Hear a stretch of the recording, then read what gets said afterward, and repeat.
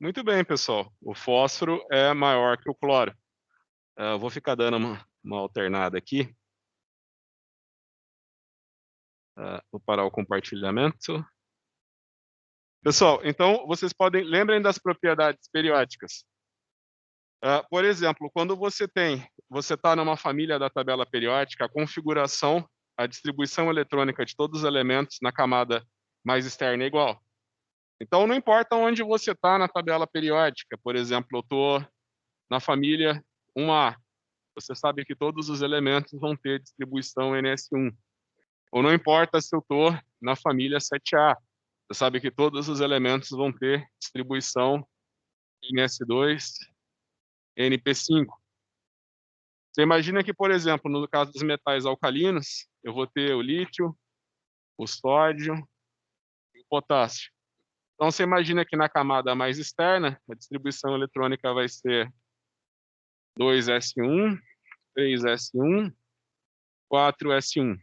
Você imagina que aumenta o número quântico principal, a probabilidade de você achar o elétron perto do núcleo aumenta, né? A região em que você pode encontrar o elétron é maior. Então, não tem nenhuma anomalia aqui. Você desce na família, o tamanho aumenta, né? Então, você imagina que à medida com que você desce numa família, o tamanho dos átomos aumenta. Se você está com... Eu sempre falo daquela tabelinha periódica do PubChem, a melhor tabela que tem. Você coloca Atomic Radius, né? Você já vai aparecer uma bolinha em cima de cada elemento químico, e dentro dessa bolinha, essa bolinha é proporcional ao tamanho, né? Então você consegue ver direitinho as tendências periódicas. No caso dos halogênios, é a mesma coisa. Você está descendo aqui, né? Você imagina que lá em cima você tem o flúor, que vai ser 2s2, 2p5. Depois o cloro, 3s2, 3p5. Aí vem o bromo, 4s2, 4p5. Então você imagina que sempre que você desce numa família, o tamanho aumenta. Em teoria, quando você anda da esquerda para a direita, o tamanho diminui. Então, por exemplo, você pode pensar no segundo período que você vai ter o lítio, o belírio, o boro, o carbono, o nitrogênio, o oxigênio e o flúor. Em teoria, quando você está andando num período da esquerda para a direita, o tamanho diminui e você tem mais prótons. E à medida que você vai pondo os elétrons, você acaba colocando em camadas mais interiores. Só que existem várias anomalias, né? Então, por exemplo, uma vez até eu me perdi no quiz, né? Inclusive, foi até com vocês. Lembra? Quem que é maior, o boro ou o belírio? Deixa eu ver. A ordem é lítio, belírio e boro. Então, provavelmente, o boro é maior que o belírio. Só que quando você está colocando elétrons, você imagina que você está fazendo a distribuição eletrônica. Então, esse daqui é 2s1 e esse daqui é 2s2. Esse daqui vai ser 2s2, 2p1. Você está colocando elétrons agora no orbital p, né? Então, tem uma anomalia. Você imagina que o boro é maior que o belírio. Professor, você não falou que quando eu ando da esquerda para a direita eu sempre fico menor, né? Então, tá. A tendência é, quando você anda da esquerda para a direita, o tamanho diminui. Tanto é que o flúor é um dos menores elementos e tem a menor eletronegatividade, né? Então, você imagina que tem essa tendência, mas existem várias anomalias, ok? Então, vamos passar para a próxima.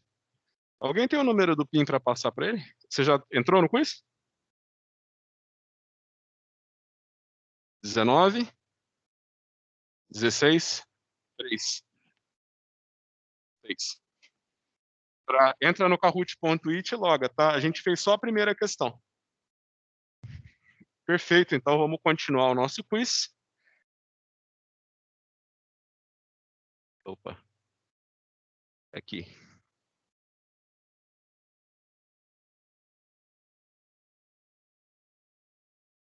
Próxima questão.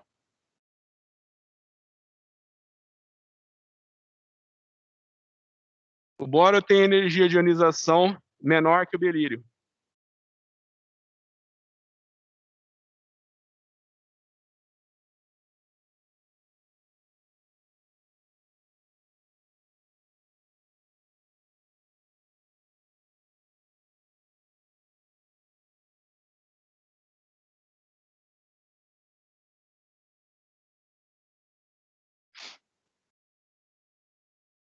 Bem, pessoal, então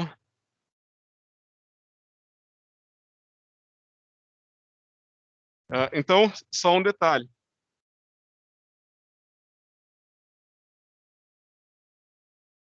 Você imagina que a energia de ionização também, às vezes, é proporcional ao tamanho do átomo, né. Então, é que eu falei, você está aqui na série, né, lítio, sódio e potássio. Você sabe que o tamanho desses átomos vai aumentando. Então é mais fácil eu tirar um elétron do potássio do que tirar um elétron do lítio, né. Só que não se esqueçam que não é só o tamanho que entra na conta, entra também a distribuição eletrônica, né. Então, por exemplo, quando você está fazendo a distribuição eletrônica do berílio, lembra que na camada ele vai ter a distribuição eletrônica na camada mais interna, a distribuição eletrônica do hélio, na camada mais externa, ele vai ter distribuição eletrônica 2s2. Quando você fala do boro, ele vai ter a distribuição eletrônica do hélio, 2s2, 2p1. Então, se eu tiro um elétron do berílio, eu vou estar tirando um elétron que está emparelhado no orbital 2s.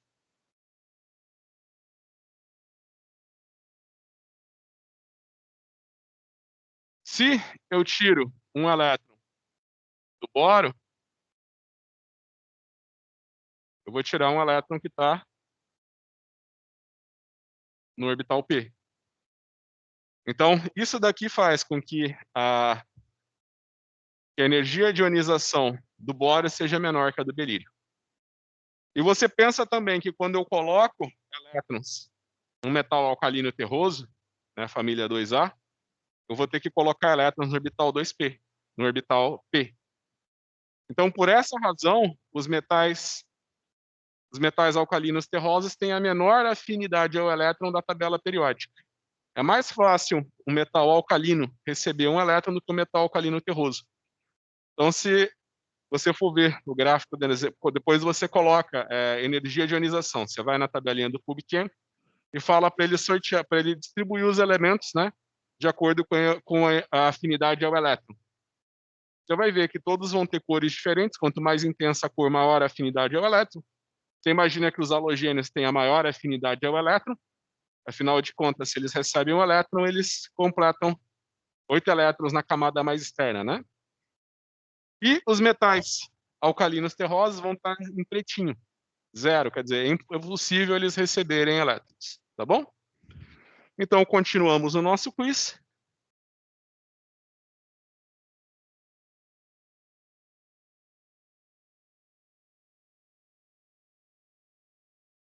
O enxofre tem energia de ionização maior que o fósforo.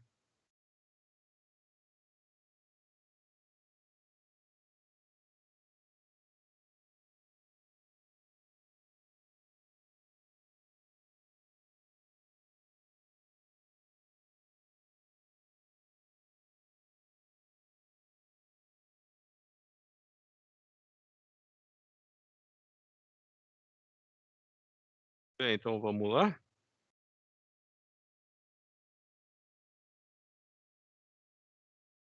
Pessoal, então você imagina que, mais uma vez, as distribuições eletrônicas, né? Então você imagina que você está fazendo a distribuição eletrônica aqui. Você tem o fósforo. O fósforo está na família 4A, na família 5A, perdão. Então você imagina que a distribuição eletrônica dele vai ser neônio, 3s2, 3p3. Quando você fala do enxofre, o enxofre está na família 6A. A distribuição eletrônica dele vai ser neônio, 3s2, 3p4. Se você desenha o diagrama das caixinhas, essa daqui vai ser a distribuição eletrônica do fósforo, e essa daqui vai ser a distribuição eletrônica do enxofre. Então, você imagina que se eu tirar esse elétron, se eu tirar um elétron do enxofre, eu vou ganhar a estabilidade de ter uma subcamada P semi-preenchida. Isso é muito favorável. Se eu tiro um elétron do fósforo, eu vou deixar de ter uma camada semi-preenchida. Uma camada semi-preenchida é muito estável. Então, por essa razão, você imagina que a energia de ionização do fósforo é maior que a energia de ionização do enxofre. O mesmo vale para o nitrogênio e o oxigênio. Então, se a gente vem aqui, quem que tem a maior energia de ionização, nitrogênio ou oxigênio? Aí você pensa, deixa eu ver. Eu tenho a família 5A, família 6A. Nitrogênio, oxigênio. Eu sei que o oxigênio é menor que o nitrogênio. Eu sei que o segundo elemento mais eletronegativo da tabela periódica é o oxigênio. Então, com certeza, é mais fácil eu tirar do nitrogênio que do oxigênio. Aí você vai ver afinidade eletrônica, você vai ver que energia de ionização, você vai ver que é mais fácil tirar elétron do oxigênio que do nitrogênio. Por quê? Por causa da distribuição eletrônica. Então, tenham sempre em mente que afinidade eletrônica, energia de ionização, não depende só do tamanho, também depende da distribuição eletrônica dos elementos. Ok? Vamos para a próxima.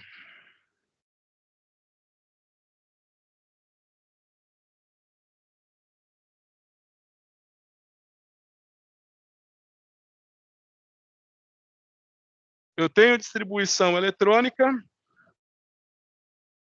do criptônio, e sou um óxido. Né? Na verdade, um dióxido, né? MO2. Quem sou eu?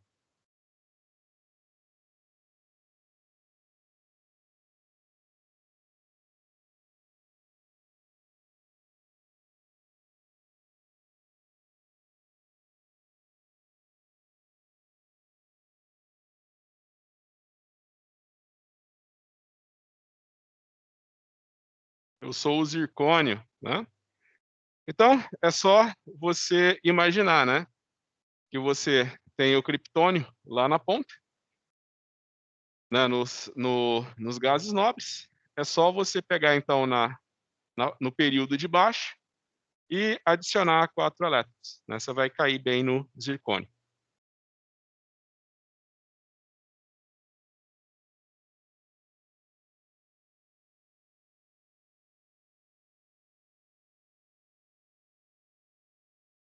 Quais desses elementos não podem formar óxidos desse tipo aí? MO2.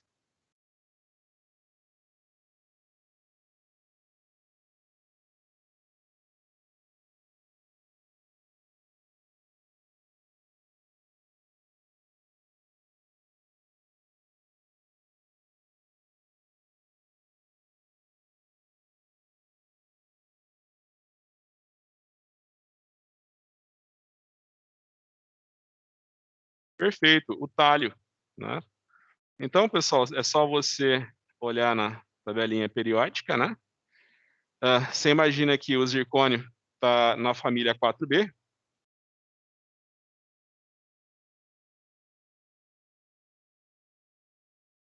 Se você tem alguma dúvida para ver qual que é a distribuição eletrônica do zircônio, é só você clicar em cima do zircônio. Você vai ter aqui o zircônio, né? Você vai ter o zircônio, a distribuição eletrônica dele na camada mais externa mesma que o criptônio, né? E ele vai ter distribuição eletrônica 5s2, 4d2, ou seja, ele tem 4 elétrons na camada mais externa. Ele vai perder os 4, vai formar o zircônio mais 4. Você imagina que ele está na mesma família que o titânio. Né? Então, a gente tinha aqui as opções. As opções eram germânio, silício e tálio. Então, Eu vou fazer aqui no quadro. Vou parar mais uma vez o compartilhamento de tela para você, quem está em casa, me ver melhor. Então, você pensa que o germânio está na família 4A. Você imagina que a família 4A é também conhecida como família do carbono. Todos eles vão ter distribuição eletrônica NS2,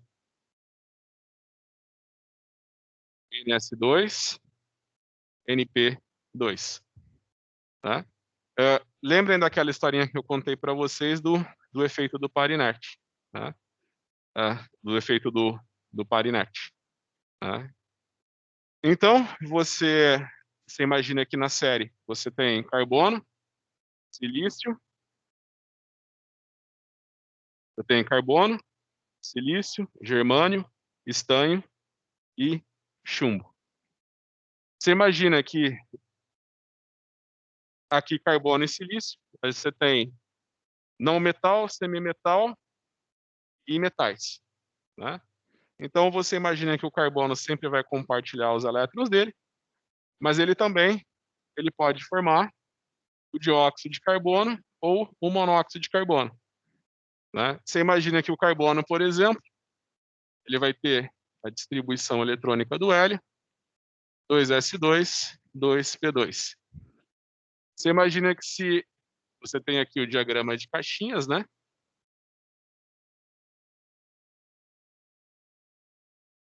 Você imagina que o carbono pode perder 2 elétrons, aí ele forma o monóxido de carbono. Se ele perder todos os elétrons dele, ele forma o dióxido de carbono. Você imagina que o silício, eu falei para vocês, ele também forma ligações covalentes muito fortes, só que ao contrário do carbono, que forma com outros carbonos e com diversos outros elementos da tabela periódica, né? O silício só forma ligações estáveis com o oxigênio. Então, no caso do silicato, você imagina que você tem um silício, né? Você imagina que esse daqui está para fora da lousa e esse daqui está para dentro da lousa. Você imagina que você vai ter o silício fazendo 4 ligações com oxigênios numa hibridização sp3. Então, você imagina que um silicato você imagina que aqui vai ter outra ligação silício, oxigênio e silício, né? Assim que se expandem os silicatos. Então, geralmente, você imagina que aqui vai ter um outro silício, aqui vai ter um outro silício, aqui vai ter um outro silício, né? Vai ter aqui um silício, aqui você vai ter um silício, outro silício e outro silício. Aí aqui vai ter outro oxigênio, outro silício. Então, por essa maneira que os silicatos se formam, às vezes o pessoal representa a estrutura da sílica como isso daqui, né? Mas na verdade isso aqui não existe. O que existe é essa espécie. Né? Não vão achar que a sílica, pelo amor de Deus, não vão me achar que a sílica é essa espécie aqui. Você imagina que duplas ligações, só o carbono faz mesmo. Às vezes o pessoal tem casos especiais, às vezes o pessoal representa estruturas em que está fazendo dupla ligação. Não, é uma estrutura de polimérica igual essa. Né? Não é que tem dupla ligação. Certo? Então eu já falei do carbono e do silício. Já falei do zircônio. Você imagina que o germânio está na família 4A também, ele perde todos os elétrons dele, né? O germânio, ele está na família 4A também, ou seja, tem 4 elétrons na camada mais externa, perde os 4 e ele forma esse tipo de óxido. O tálio, ele está na família 3A. Lembra que na família 3A você vai ter o boro, o alumínio, o galho, o índio e o tálio. Lembra que todos eles, aqui o boro gosta de compartilhar os elétrons e fazer ligações covalentes. Esses 3 aqui, eles vão perder os 3 elétrons dele e vão ter o estado de oxidação mais 3. Lembrem que o talho acontece aquele efeito que eu falei para vocês, que é o efeito do par inerte. Lembra do efeito do par inerte? Todos eles, na família 3A, vão ter distribuição eletrônica NS2, NP1. Então, você imagina que aqui você vai ter os orbitais S e aqui os orbitais P. Você imagina que a diferença entre esses orbitais de energia é muito pequena. Então, alumínio, galho e índio, eles vão perder todos os elétrons e só formam cátions trivalentes. O talho, essa diferença é grande, então ele só perde os elétrons no orbital P. O principal estado de oxidação do talho é +1. O talho pode ter estado de oxidação +1 e +3, mas o principal estado de oxidação dele é +1. Enquanto os demais elementos da família, o principal estado de oxidação é +3. Continuando.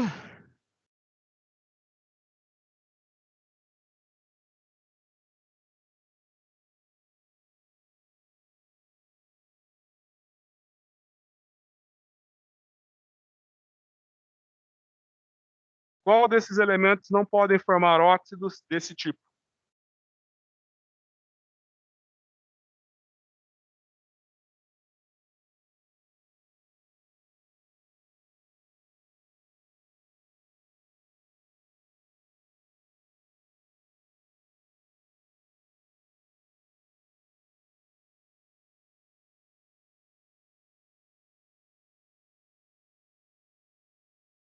Perfeito, é o chumbo, né?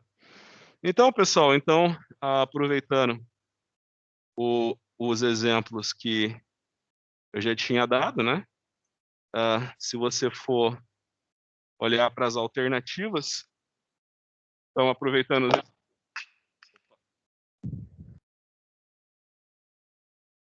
deixaram sem giz aqui.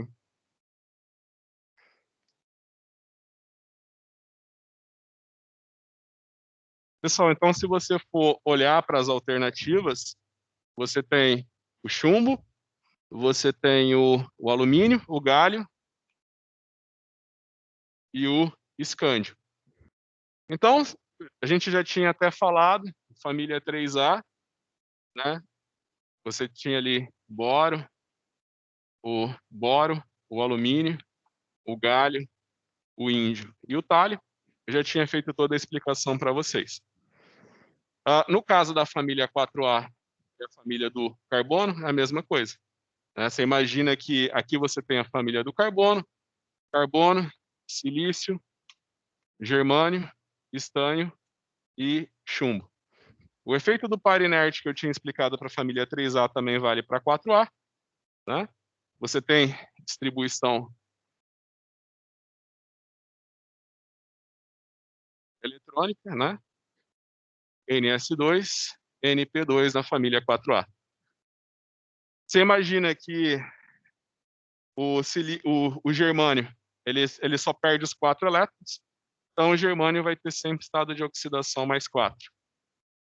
Você imagina que o estânio e o chumbo, eles podem perder só esses elétrons, aí vão ter estado de oxidação +2, e podem perder todos, aí vão ter estado de oxidação +4.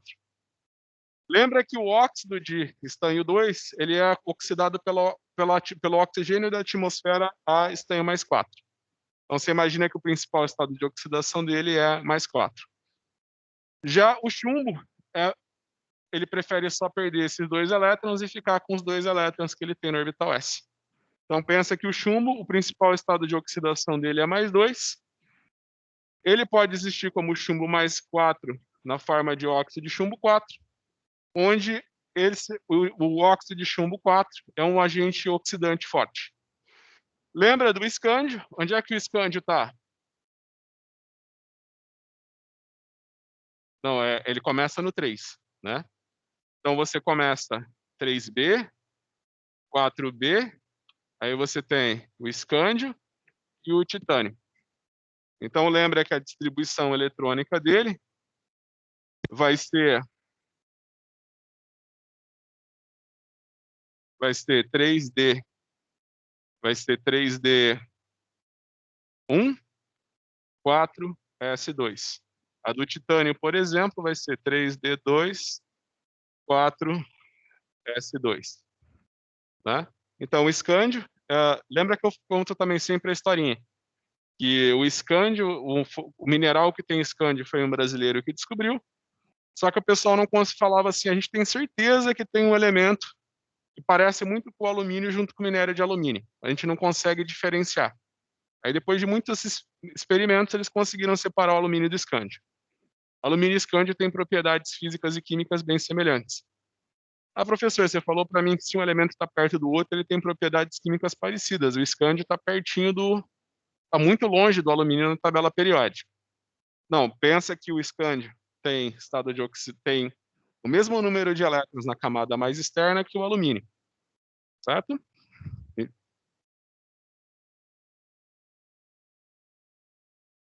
Isso.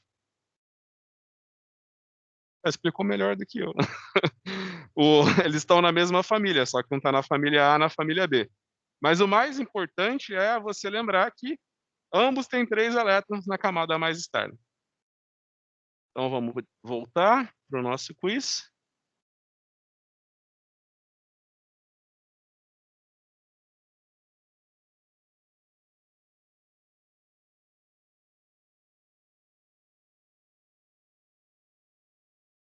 Qual desses elementos não podem formar óxidos do tipo?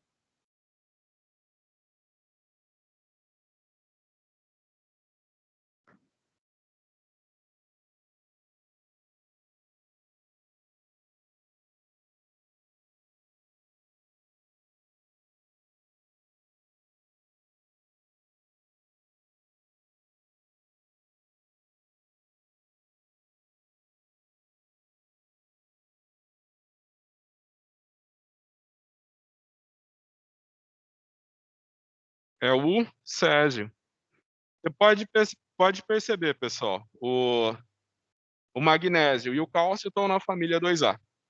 Então, eu estou falando exaustivamente, né? Metais alcalinos terrosos sempre formam cátions divalentes. Você imagina que tem o cádmio. Onde que o cádmio está? Onde que o cádmio está? Está na família 2B. Se você clicar em cima do cádmio, você vai ver que a distribuição eletrônica dele, na camada mais interna, é a mesma distribuição eletrônica que o gás nobre criptônico, 5s2, 4d10. Você imagina que você ter uma camada totalmente preenchida, né? Você tem uma camada D totalmente preenchida, né? Então, isso é muito estável. Então, você imagina que todos os elementos da família 2B, eles vão perder sempre os 2 elétrons que estão no orbital S. Então, eles formam sempre cátions divalentes. E o único que sobrou é o césio.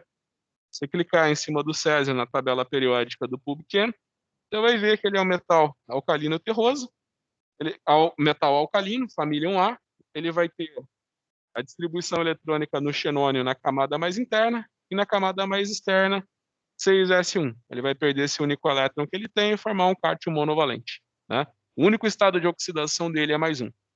Dessa forma, ele era o único que não poderia fazer um óxido daquele tipo, né? Metal oxigênio, né? Teria que ser metal 2 oxigênio. Perfeito. Seguimos com o nosso quiz.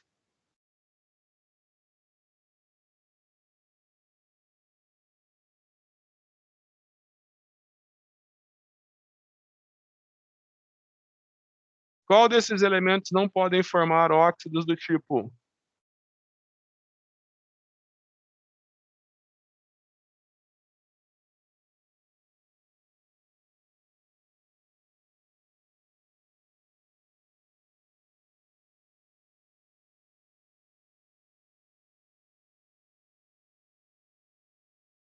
Essa foi bem dividida, hein? Pessoal, então eu já tinha falado para vocês do germânio, família 4A.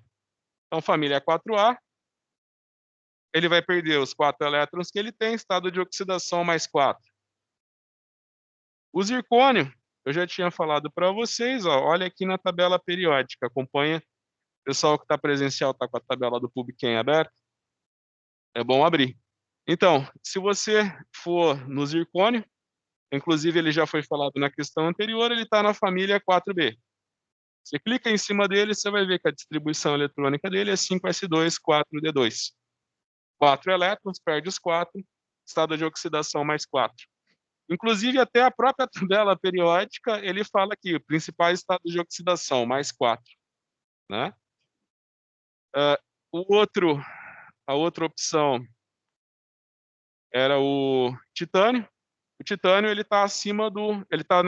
você imagina que a família é 4B, titânio, zircônio. E você tem o cobre. Onde é que o cobre está na tabela periódica? Na 1B. É que eu falei, o cobre ele é uma exceção à regra, porque ele tá você imagina que a prata está na família 1B, a prata só forma cátions monovalentes. Se você clicar em cima da prata, você vai ver que a prata só tem um único estado de oxidação, que é mais 1. O cobre, ele tem estado de oxidação mais 1 e mais 2, sendo que o estado de oxidação dele mais 2 é o mais estável. Aí você vai falar, pô, professor, mas não tem nada a ver com o que você me falou, que a distribuição eletrônica dele é 4s1, 3d10. Então, se ele perde um elétron, ele fica com uma camada D totalmente preenchida, que você falou que é muito estável. Não, mas ele perde um dos elétrons que ele tem na camada D, e o principal estado de oxidação do cobre é mais 2. Ah, mas não tem nada a ver com o que você falou até agora, professor. Tá, é uma exceção à regra. Essa exceção, com a teoria que eu passo para vocês em química geral, eu não consigo explicar. Mas saibam que o cobre faz monovalente e divalente, estado de oxidação mais 1, mais 2. Contrariando o que eu ensinei para vocês, o principal estado de oxidação do cobre é mais 2. O ouro faz, pasmem, mais 1 e mais 3. Clique em cima do ouro e vocês vão ver. Os principais estados de oxidação do ouro é mais 1 e mais 3. Só que o ouro não forma cátions em meio aquoso. Né? Não existe cátions de ouro em solução aquosa. Né? Os cátions de ouro eles têm tanta tendência a virar ouro metálico que, se você colocar eles em água, eles oxidam a água e voltam a ser ouro metálico. Bem, enfim, então está explicado, né? O único que não pode formar esse tipo de óxidos, né? Metal O2 é o cobre.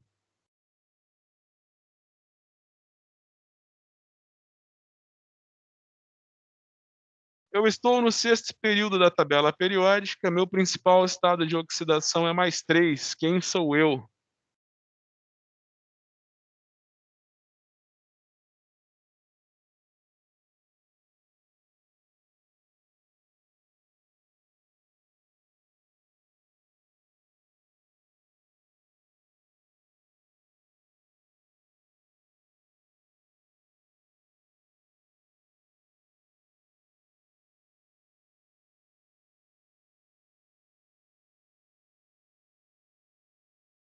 Muito bem, é o bismuto.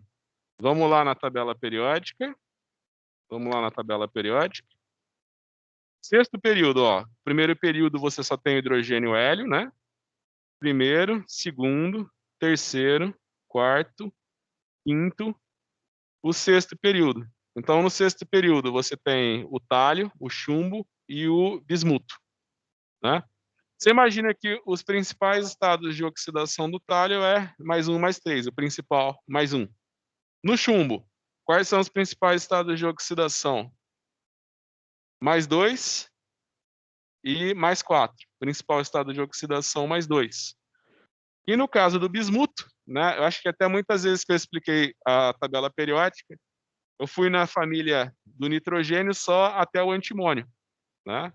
Mas você imagina aí que o antimônio é um metal e ele está na mesma família que o nitrogênio, né? Ou seja, ele tem 5 elétrons na camada mais externa.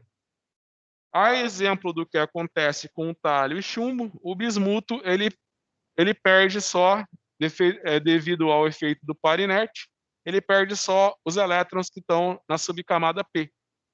Pode clicar em cima, você vai ter que a distribuição eletrônica do bismuto é 6s2, 6p3. Ele perde só os elétrons que estão no orbital P, e o principal estado de oxidação dele é mais 3. embora ele possa perder todos os seus elétrons e ter o estado de oxidação mais 5. Ok?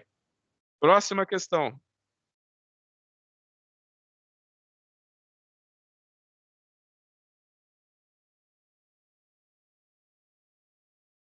Qual desses é o metal? Arsênio, enxofre, germânio e chumbo.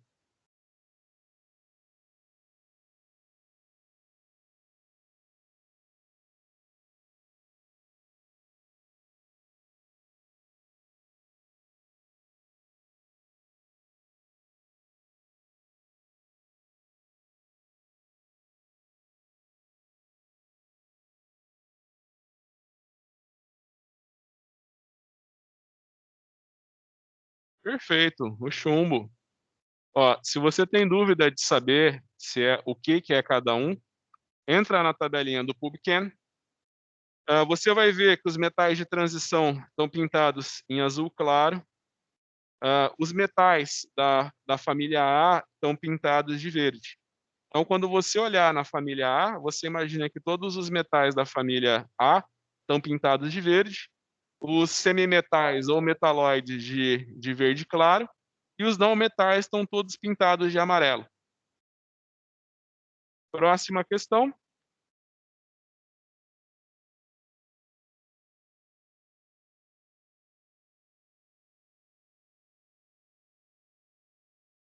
O PCl5 é polar. O pentacloreto de fósforo é polar.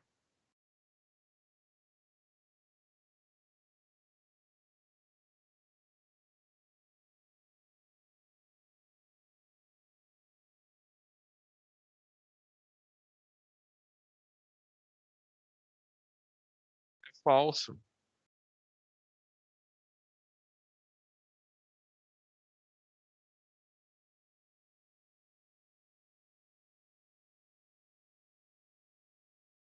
Pessoal, então,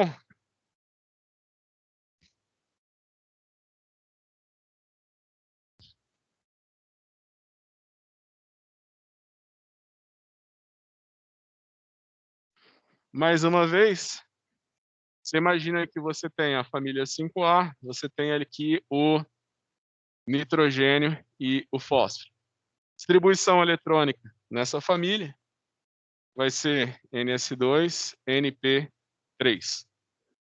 Se você desenhar a distribuição eletrônica do fósforo, ele vai ter 2 elétrons no orbital S, 1, 2, 3 elétrons no orbital P. Então, ele pode combinar esses orbitais S e P, fazer uma hibridização sp3 e fazer uma, duas, três ligações. Mas ele também tem, ele está no terceiro período da tabela periódica, então ele tem orbitais D de baixa energia, coisa que o nitrogênio não tem. Então ele pode pegar os orbitais D, promover esse elétron para um orbital D. Aí ele vai fazer quantas ligações? Uma, duas, três, quatro e cinco. E qual vai ser a hibridização? Vai ser sp3d. Quando ele faz a hibridização sp3d, você imagina que você pensa aqui no fósforo, você imagina num ligante para dentro do plano da folha, um outro para fora e outro no plano. Né? Você imagina um triângulo. Aí você imagina que no plano da folha você vai ter um outro ligante e um outro ligante. Então, você imagina que o fósforo é menos eletronegativo do que o cloro. Então, você vai ter sempre um momento de dipolo na direção do cloro. Você imagina que esses dois momentos de dipolo da base vão cancelar esse. E esses dois momentos de dipolo se cancelam. Então, você tem 5 ligações polares, né? Só que você não tem momento de dipolo nenhum, porque eles se cancelam, todos eles se cancelam. É o mesmo exemplo do tetracloreto de carbono. Você tem aqui o tetracloreto de carbono.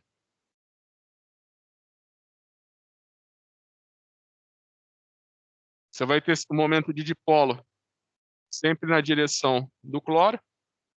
Você imagina que a ligação cloro-carbono é exemplo da ligação fósforo-cloro, é uma ligação covalente polar. Você tem 4 momentos de dipolo, né, 4 ligações covalentes polares, só que a soma dos momentos de dipolo da base do tetraedro cancelam a do topo, né? Então você imagina que você tem um vetor para cá e um vetor de mesma intensidade para cá. Então a soma do momento de dipolo é zero. Aqui é a mesma coisa, a soma do momento de dipolo é zero. Então, perfeito, pessoal. Vamos para a próxima questão.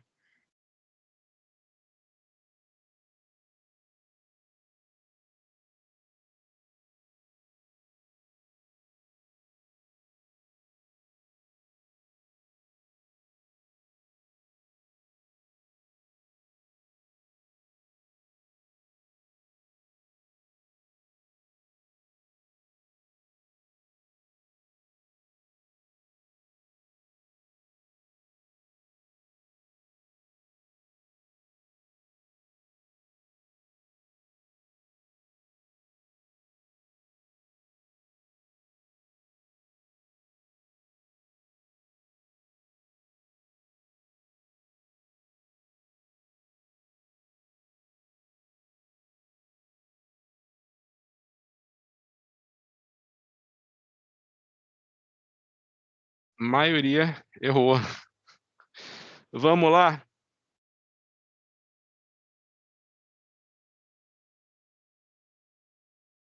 Vou parar o compartilhamento de tela. Então, vamos lá.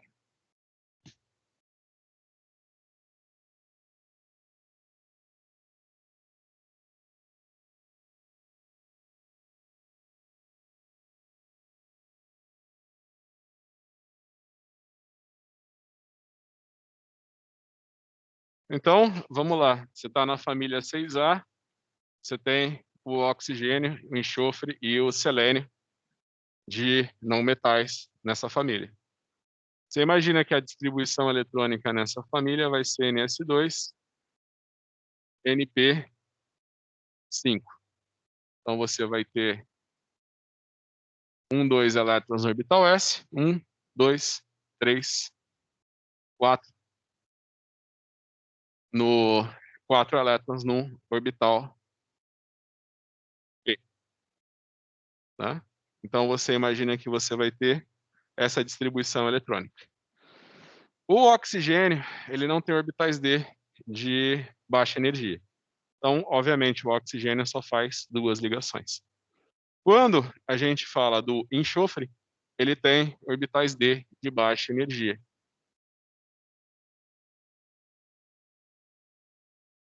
Dois, três, quatro, 5. Então ele vai promover esse elétron para cá e ele vai fazer 2, 3, 4 ligações. Só que você imagina que, ao contrário do nosso amigo pentacloreto de fósforo, ele vai ter um par não ligante. Então você imagina que a estrutura do pentacloreto de fósforo era essa daqui. Você imagina que, no caso do tetracloreto de enxofre, é a mesma coisa. Só que agora você tem um par não ligante. Lembra que o par não ligante exerce uma repulsão nos pares ligantes. Então, o par não ligante, ele vai ter que ficar numa posição que causa a menor interação com os pares ligantes. Se ele ficar aqui, ele vai interagir com 3 pares ligantes. Aqui a parte de baixo é a mesma coisa. Então, o melhor lugar para ele ficar é aqui, que ele vai ter menos interação com os pares ligantes. Então, você imagina que ele vai ter essa estrutura aqui. Essa é a estrutura da gangorra. Ah, tá. Não, vale, você imagina que é a mesma coisa, vale para os dois, né? Podia ser o tetracloreto de enxofre ou tetrafluoreto de enxofre, ia ser a mesma coisa. Então, você imagina que, qual que é a diferença agora? Você imagina que agora, nessa molécula, você tem um plano de simetria. Nessa molécula aqui você não tem plano de simetria. Então, por causa disso, essa estrutura é apolar e essa estrutura é polar, né? A gente tem outros exemplos bons disso no caso da amônia e do metano, né? Outros exemplos bons de polaridade. Por exemplo, se você pegar o metano, você sabe que a hibridização do carbono no metano vai ser sp3. Então você vai ter um carbono aqui, hidrogênio, hidrogênio. Lembra que a distribuição eletrônica no carbono, lembre-se que a distribuição eletrônica no carbono vai ser 2s2, 2p2. Aí o carbono promove um elétron para um orbital p, combina os quatro orbitais e promove a hibridização sp3. Quando você chega na amônia, ele vai ter um elétron a mais. Então, se você desenhar a distribuição eletrônica da amônia, você vai ter essa daqui. Então, você imagina que a hibridização do carbono no metano e do nitrogênio na amônia é a mesma. A diferença é que aqui eu tenho 4 pares ligantes e aqui eu tenho um par não ligante. Então, você imagina que a estrutura é a mesma, só que eu tiro um par ligante e põe um parzinho de elétrons. Essa daqui é tetraédrica e essa daqui é piramidal. Você imagina que aqui os momentos de dipolo se cancelam porque tem simetria. Aqui você perdeu a simetria, né, já que você tirou o topo do tetraedro, os momentos de dipolo se somam, né? Você vai ter um momento de dipolo para cá, um para cá, um para cá e um momento de dipolo na direção do par não ligante. Então você imagina que você vai ter um dipolo resultante, e aqui não. Então, aqui você tá entendendo? São duas moléculas, né? Carbono e hidrogênio, nitrogênio e hidrogênio. Essa é a polar por causa da simetria, e essa é polar por ter um par de elétrons não ligantes. Certo? A mesma coisa do exemplo que eu dei, do SF4 ou do tetrafluoreto de enxofre ou tetracloreto de enxofre. Não tem simetria, então passa a ser polar. O pentacloreto de fósforo tem plano de simetria. Então, apesar de ter ligações covalentes polares, é uma molécula apolar.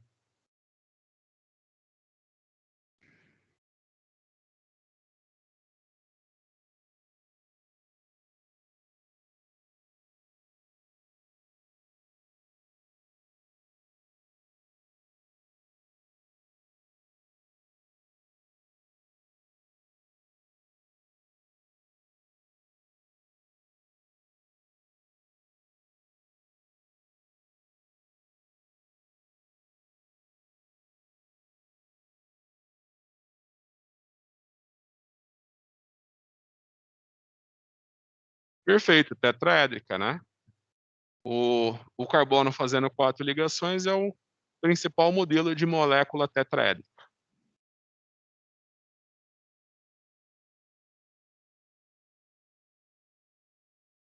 Qual dessas ligações é mais polar?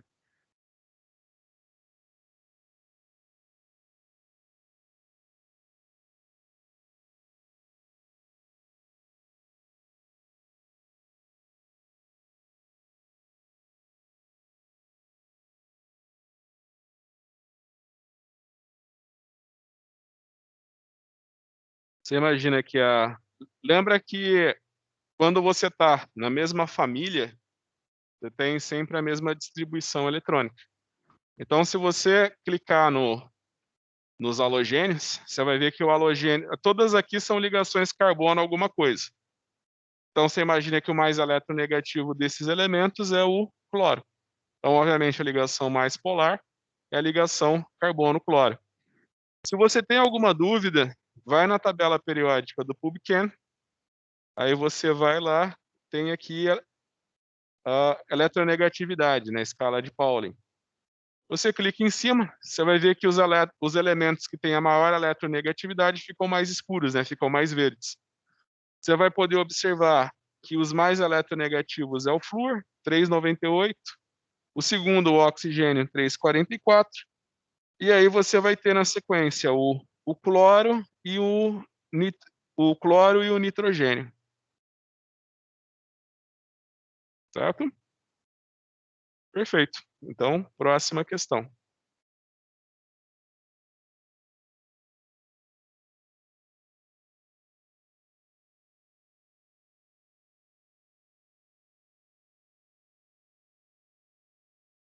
O tetracloreto de carbono é polar.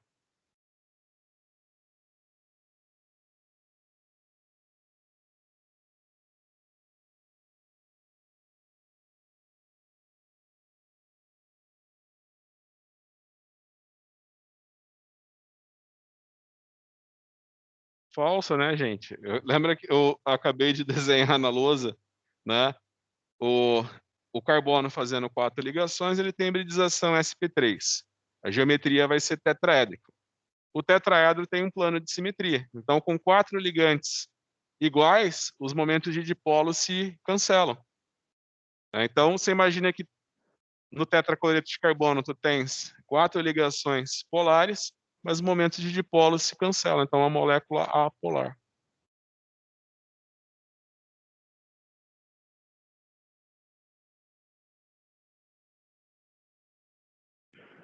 Quais dessas ligações é mais polar?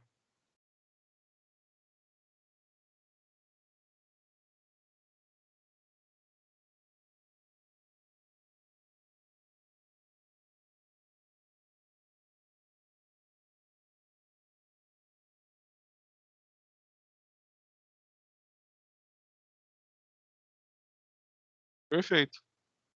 Né? Dessas são todas ligações carbono alguma coisa. Diga-se de passagem que é uma questão repetida.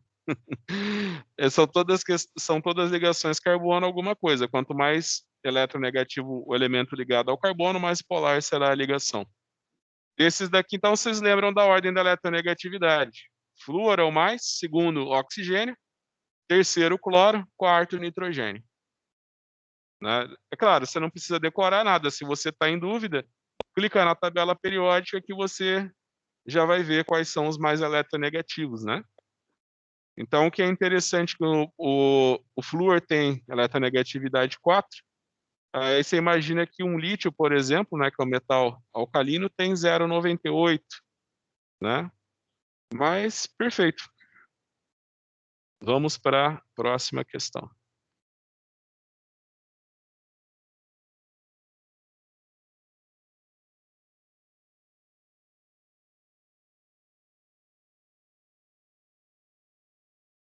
Dentre os aletos de carbono, o tetraiodeto de carbono é o mais polar. Hã? É o mais apolar.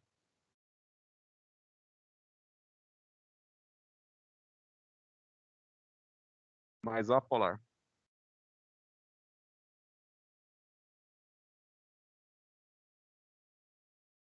É falsa, né? Todos eles são apolares, né?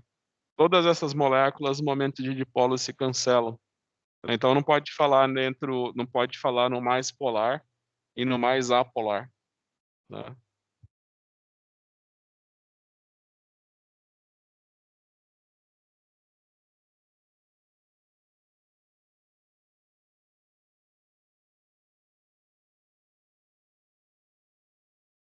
Aqui tem um erro de português. O aumento do ponto de ebulição dos alcanos é diretamente proporcional à massa molecular. Tiro depende da questão, né? Estou falando que existe uma relação linear entre a massa molecular de um alcano e o ponto de ebulição.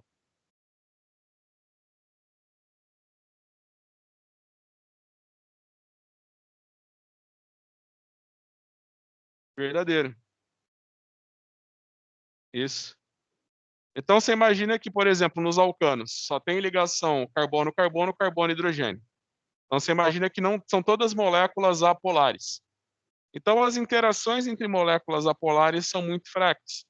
Então, você imagina que nos alcanos, quanto maior o peso molecular, maior o ponto de ebulição.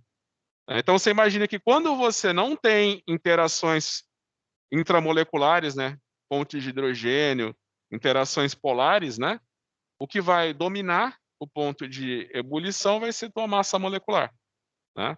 Então, mas isso para moléculas, você imagina assim, que numa série de moléculas apolares, né, que nem os tetrahalogenetos de carbono, né? Você tem o tetracloreto, o tetraiodeto e o tetrabrometo de carbono.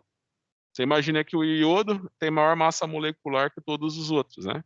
Então você imagina que o tetraiodeto de carbono vai ter um ponto de ebulição maior que o tetrabrometo de carbono e o tetracloreto. Por quê? São todas moléculas apolares. Quanto maior a massa molecular, maior o ponto de ebulição. Para moléculas apolares, você pode fazer uma relação com a massa molecular e o ponto de ebulição.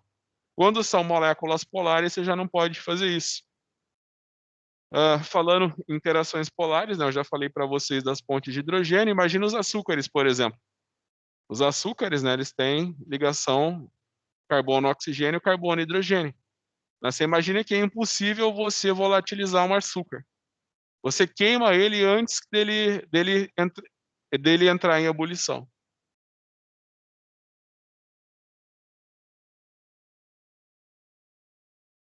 Levando em conta apenas a massa molar, qual deveria ser o ponto de ebulição da água? Então aqui você tem hidretos da família 4A, 5A, 6A e 7A. Olhando para o ponto de ebulição dos hidretos da família 6A, qual seria o ponto de ebulição da água?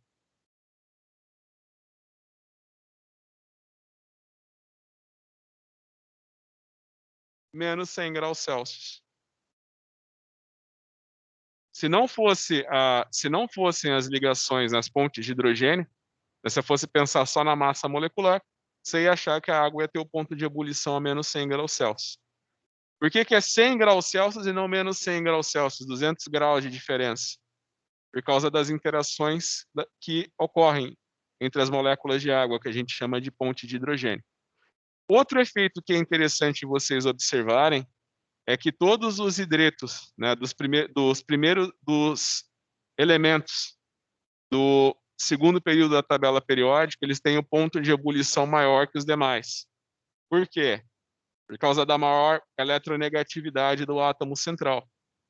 Então você imagina que o ácido fluorídrico, ele é um líquido à temperatura ambiente. O ácido clorídrico, ele é um gás à temperatura ambiente, né? Então se você for pensar na série,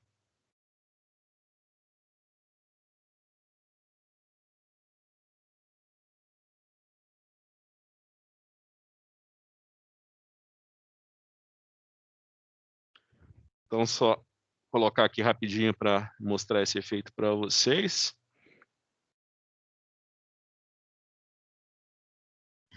Então, se você for pensar no próximo assunto que a gente vai ver, vai ser os ácidos, né?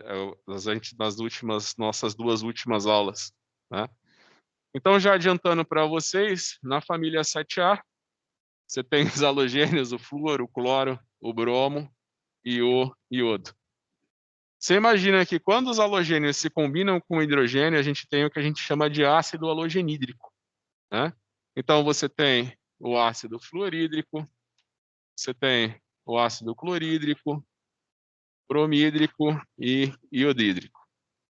Você imagina que eu trabalho há mais de 20 anos com química. Eu já vi muito esses dois, mas esses daqui eu nunca vi, né? Mas enfim, você imagina. Então o que eu falei para vocês? Quanto maior a massa molecular, maior o ponto de ebulição. Aí você fala, lógico que o ácido clorídrico tem a massa molecular maior que o ácido fluorídrico. Só que o ponto de ebulição dele é muito maior do que os demais. Aí você imagina que é por quê? É devido à maior eletronegatividade do átomo central. Você imagina que você vai ter Você imagina que você vai ter aqui uma carga negativa, aqui uma carga positiva, né. Você imagina que a diferença de eletronegatividade é tão grande que você vai formar uma rede, entendeu? Aqui vai ter um flúor, aí aqui vai vir um outro hidrogênio, de uma maneira semelhante, mas não igual ao que acontece na água, né. Lembra que eu falei para vocês das pontes de hidrogênio, você tem aqui o oxigênio e o hidrogênio. Devido à grande diferença de eletronegatividade, aqui vai ter uma carga que a gente chama de negativa e aqui positiva. Então você imagina que essa carga positiva aqui vai atrair um outro oxigênio. Essa carga aqui que é negativa vai atrair um outro hidrogênio de uma outra molécula de água, né. É o que a gente chama de pontes de hidrogênio, né. Então, de uma maneira análoga, você imagina que por causa da maior eletronegatividade dos elementos do segundo período, você imagina que dentro dos ácidos halogenídricos, o que tem o maior ponto de ebulição é o fluorídrico. Se você olhar para os aletos da família 5A, então se você for olhar para os aletos da família 5A, você vai ter o nitrogênio, o fósforo, o arsênio e o antimônio. Obviamente, né,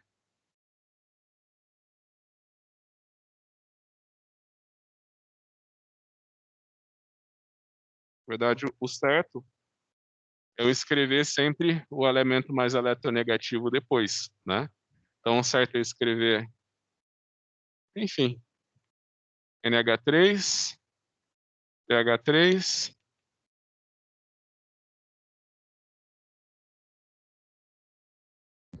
você pode chamar de amônia, né, você pode chamar de hidreto de fósforo, hidreto de arsênio 3 e hidreto de antimônio 3, né. Você imagina que obviamente, à medida que eu desço, a massa molecular aumenta. Então eu vou esperar que o que tem o maior ponto de ebulição é o hidreto de antimônio. Não, você imagina que a amônia, nas condições normais de temperatura e pressão, ela é um gás, né. Mas o ponto de ebulição da amônia é muito maior que os demais, e ela é o que tem a menor massa molecular. Por quê?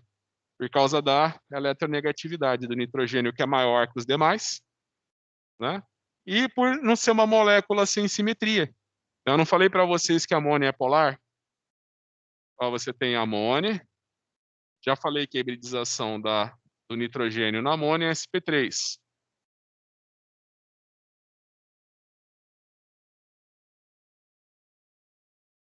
Você o nitrogênio, ele é o quarto elemento mais eletronegativo, primeiro flúor, oxigênio, cloro e nitrogênio.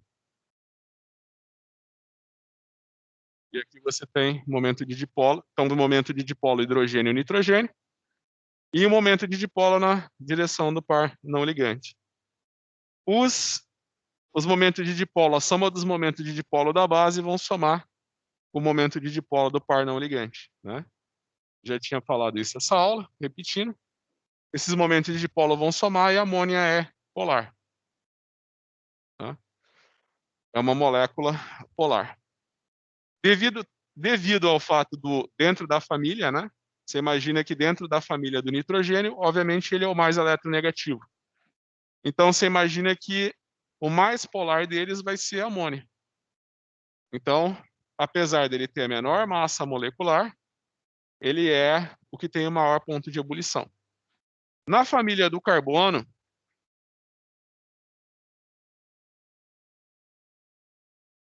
na família do carbono,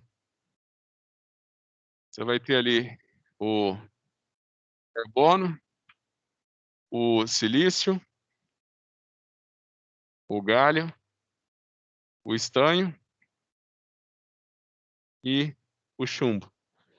Você imagina que todos eles, quando formam hidretos, que hibridização eles vão ter? Que hibridização eles vão ter? sp3.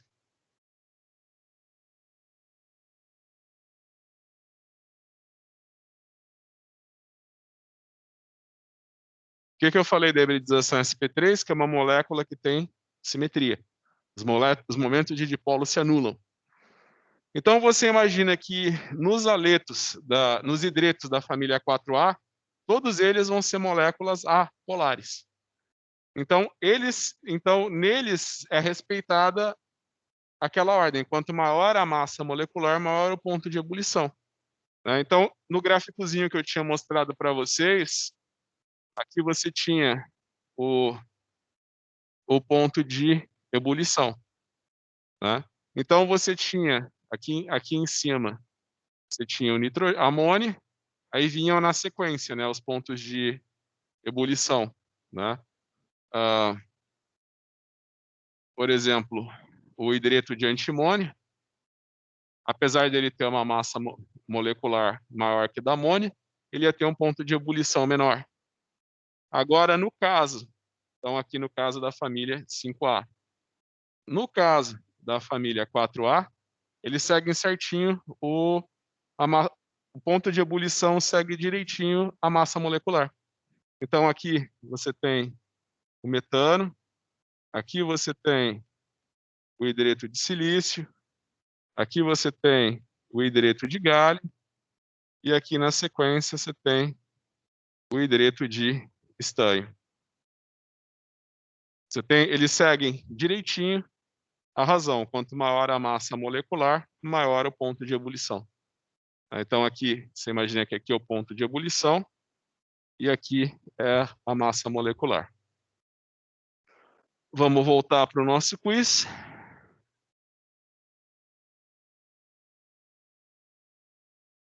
Perfeito, vamos para mais uma questão.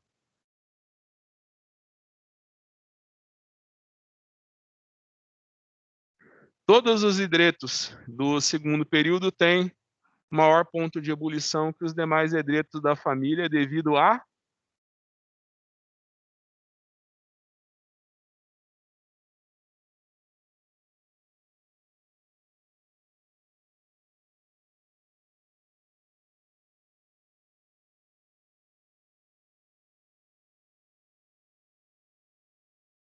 maior eletronegatividade do átomo central, né?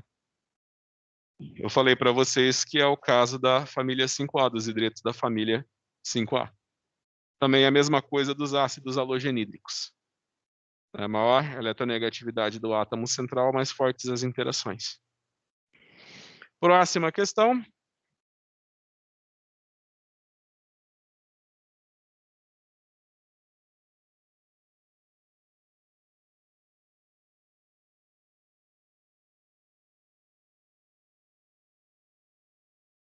O ponto de ebulição dos hidretos da família 4A aumenta conforme a massa molecular.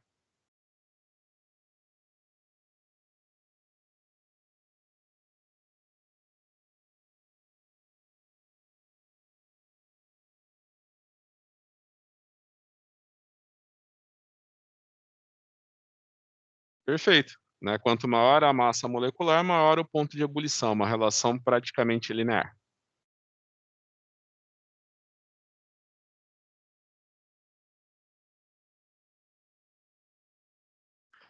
Todos os hidretos da família 4A são apolares.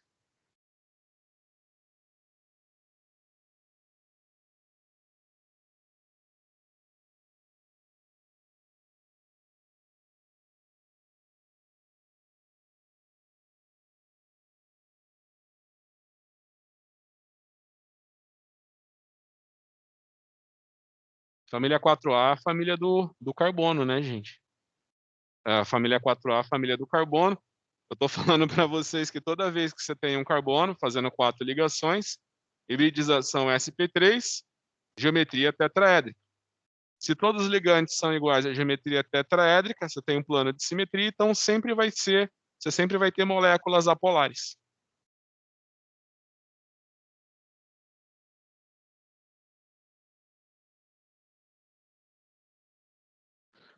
Qual a hibridização do bromo na molécula de trifluoreto de bromo?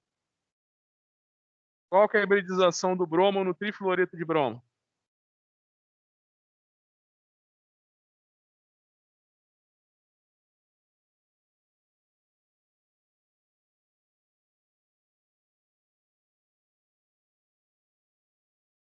sp3d. Vocês lembram como é que funciona, pessoal? Deixa eu colocar aqui para vocês.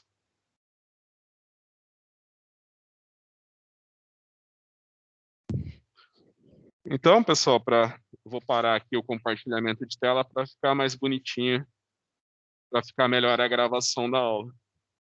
Se eu não paro o compartilhamento de tela, depois quando você ver a gravação, você só vai ver a tela e o pequenininho ali no fundo, não tem nem para saber o que eu estou escrevendo no quadro. Então, lembra, família 7A, você vai ter distribuição eletrônica NS2, NP5.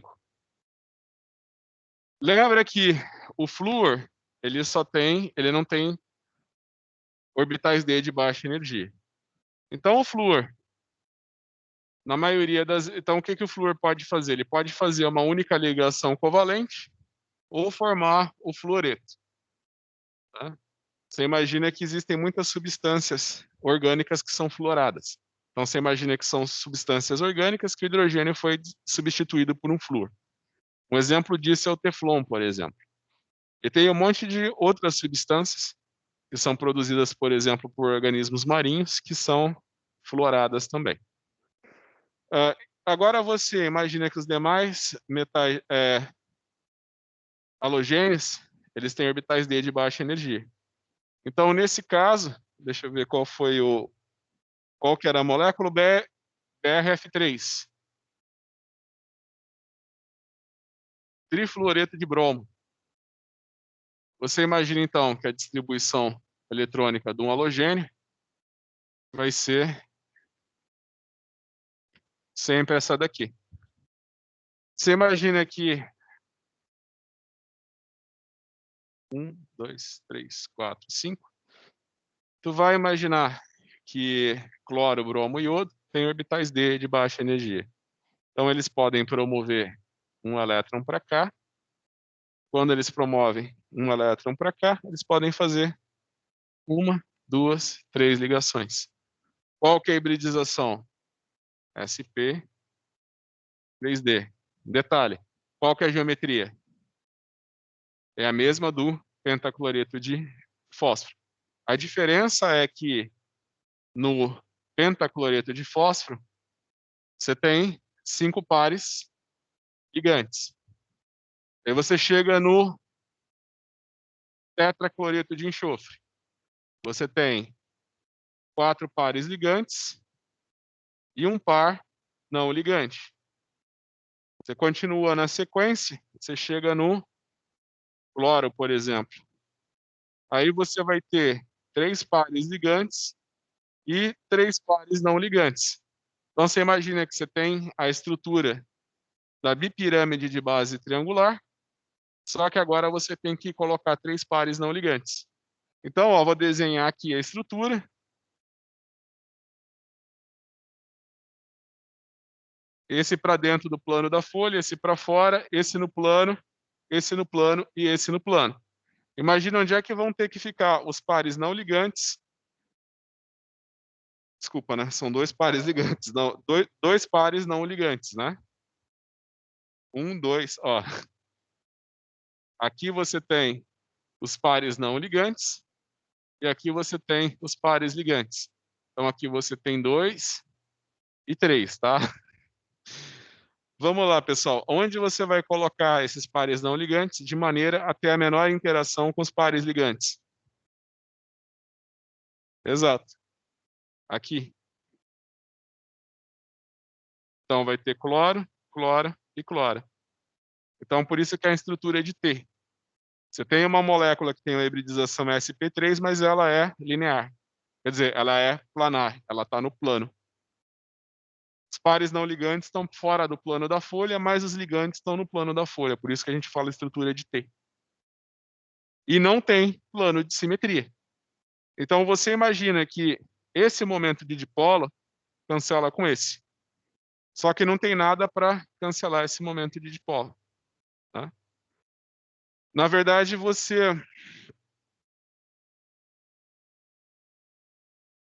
Então você imagina que não tem plano de simetria e vai ser sempre uma molécula polar. Então vamos para a próxima questão.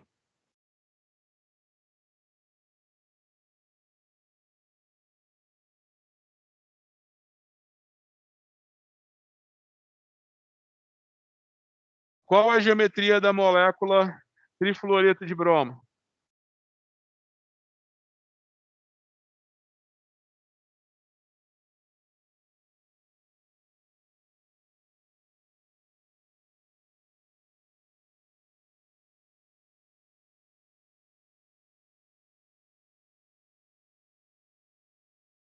Forma de T. Eu não acredito que só 3 acertaram essa, acabei de explicar. Não, mas tudo bem, tudo bem. Vamos, vamos para a próxima. Travou? Ah.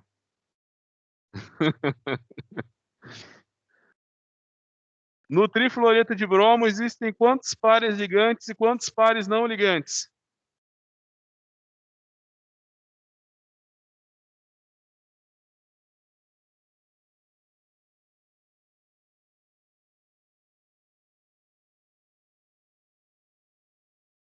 Ui, era 3 e 2. Quando eu preparei. Agora o problema foi o professor, ele preparou o quiz, ele colocou a opção errada como certa. Pessoal, desculpa, é 3 e 2. Quando eu amortei o quiz, eu acho que eu deixei errado. É 3 e 2.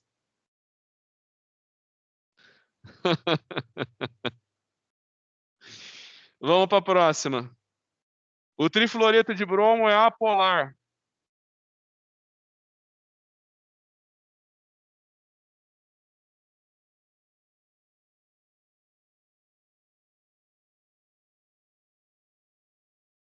Falso, né?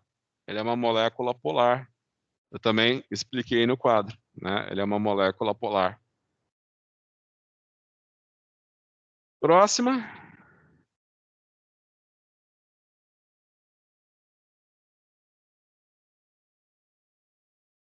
No trifluoreto de boro, o outro era trifluoreto de bromo. Esse é o trifluoreto de boro. Qual a hibridização do boro?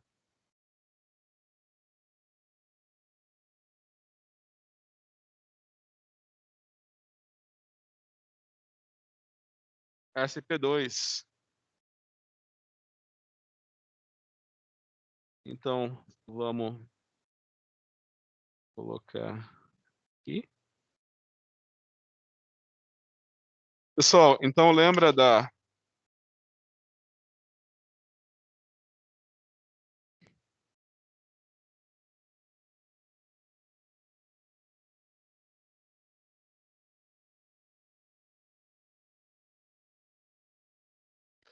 Então lembra que você tem a família 3A, você vai ter o boro, o alumínio, o galho, o índio e o tálio. Lembra que o único desses que vai compartilhar elétrons é o boro.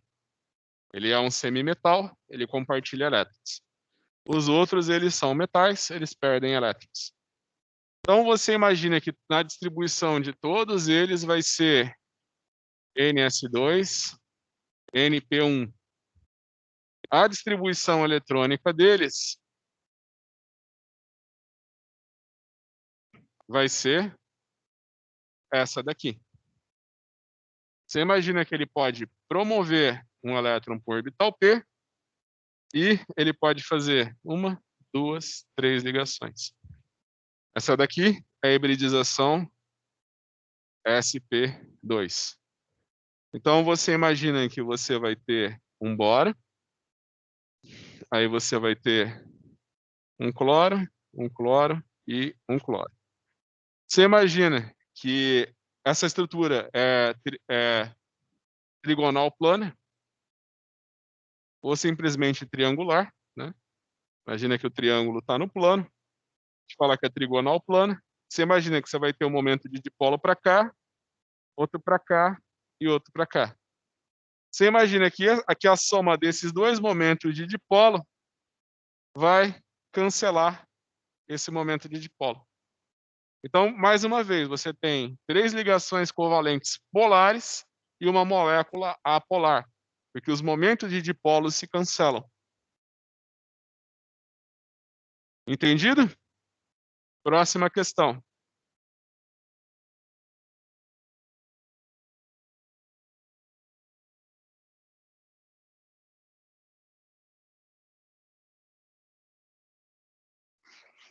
No trifluoreto de bório, qual é a geometria da molécula?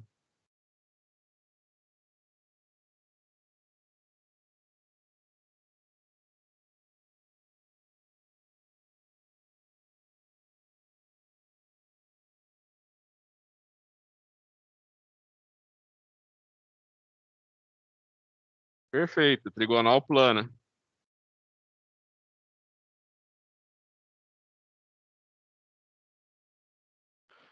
O trifluoreto de bório é polar.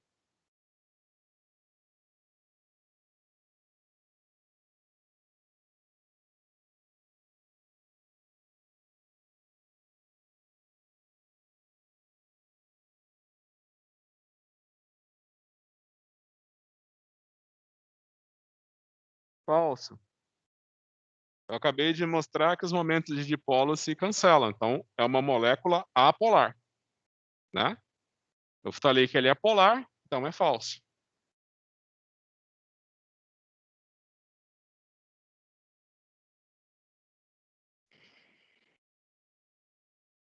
Na amônia, qual a hibridização do nitrogênio?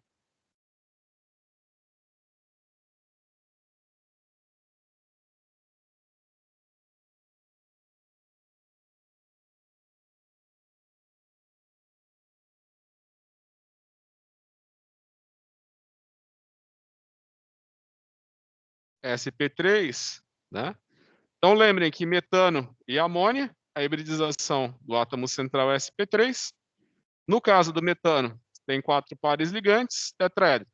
Na amônia, 3 pares ligantes, um par não ligante, piramidal.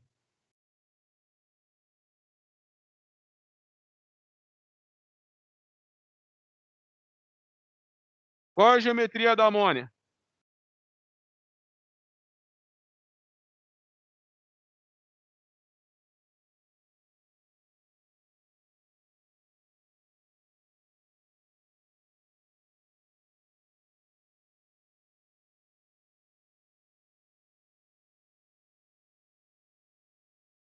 Perfeito, piramidal.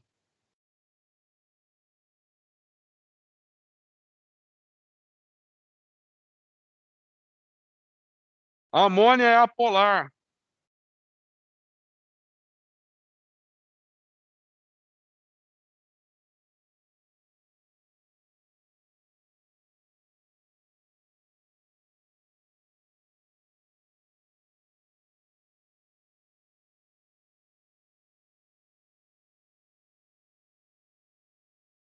Falsa, ela é polar, né? Eu quero só fazer uma observação. Eu quero só fazer uma observação. Então, eu estava falando para vocês, né, das polaridades. Então, eu falei para vocês que no caso do metano, né, você vai ter a hibridização sp3, você vai ter uma estrutura tetraédrica, sempre que você tiver 4 ligantes iguais, né, você tem um plano de simetria, 4 ligantes iguais, momentos de dipolo se cancelam. Quando se trata, do nitrogênio, é a mesma coisa. Então, você tem aqui um nitrogênio. Você imagina que a distribuição eletrônica do nitrogênio vai ser, na camada mais interna, a distribuição do hélio. Na camada mais externa vai ser 2s2, 2p3. Aí você faz o diagrama de caixinhas.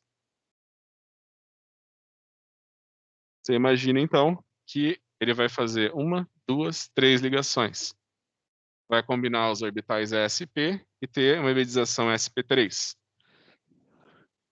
Quando eu fiz então, você imagina que é um tetraedro, onde você arrancou um dos vértices e pôs um par de elétrons.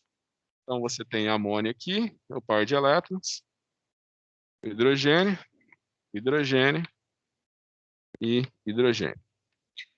Você pode pensar que é exemplo do carbono, né? Essa molécula é espacial, a geometria dela é piramidal. A exemplo do carbono, você imagina que eu falei para vocês que o carbono, quando você tem 4 ligantes diferentes, você tem o que a gente chama de isômeros óticos.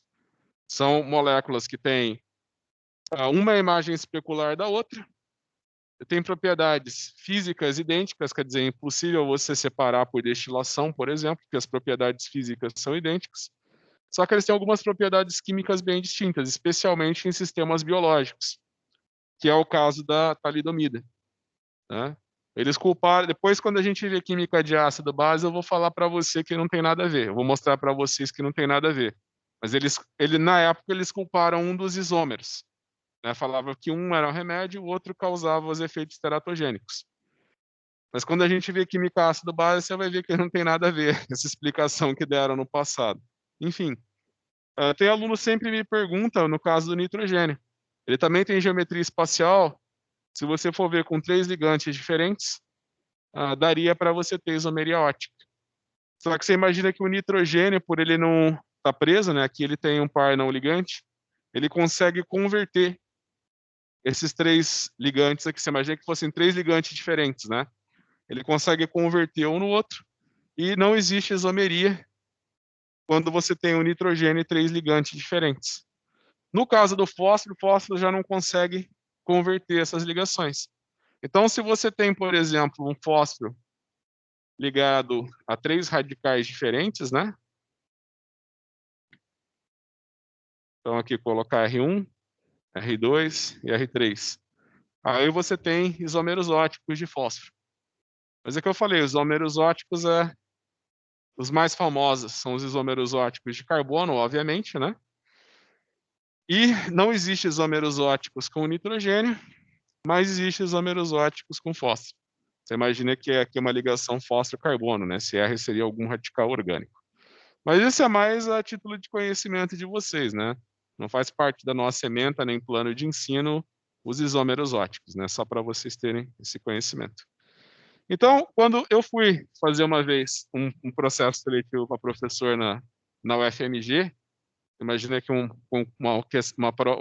prova para professor doutor. Adivinha o que me perguntaram? Aqui você tem amônia e aqui você tem o trifluoreto de nitrogênio. Qual deles é mais polar? Explique.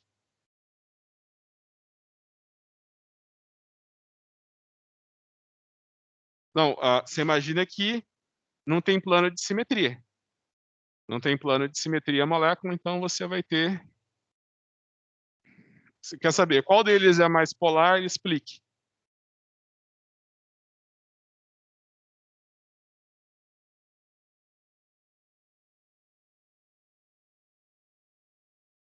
Você imagina que aqui você vai ter o momento de dipolo na direção hidrogênio-nitrogênio. Você imagina que o nitrogênio é o quarto elemento mais eletronegativo da tabela periódica. E aqui você vai ter o momento de dipolo na direção do par não ligante. Então você imagina que esses momentos se somam, eu já tinha falado isso hoje, por isso a amônia é polar. Aqui o momento de dipolo é na direção do flúor.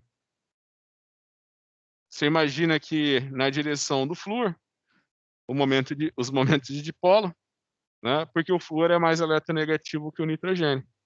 Então você imagina que esse momento de dipolo do par não ligante, ele quase que cancela esse momento de dipolo da base, né, da pirâmide. Então você imagina que esse daqui é praticamente apolar e esse daqui é polar. O que parece meio estranho, que você fala, pô, a ligação nitrogênio-hidrogênio é muito menos polar do que a ligação nitrogênio-flúor. No entanto, essa daqui é uma molécula polar e essa é uma molécula praticamente apolar. O momento de dipolo dela é muito baixo. Vamos continuar o quiz?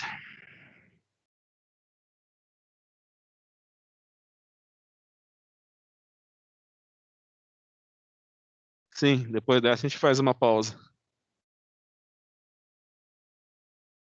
Qual desses é o metalóide?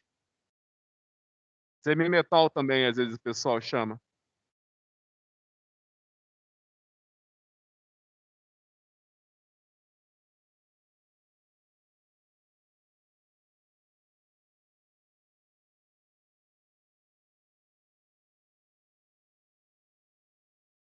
É o arsênio, né? Se você tem alguma dúvida de saber se é metal, semimetal, é só você vir aqui na tabela periódica do PubChem e coloca por grupo químico, né?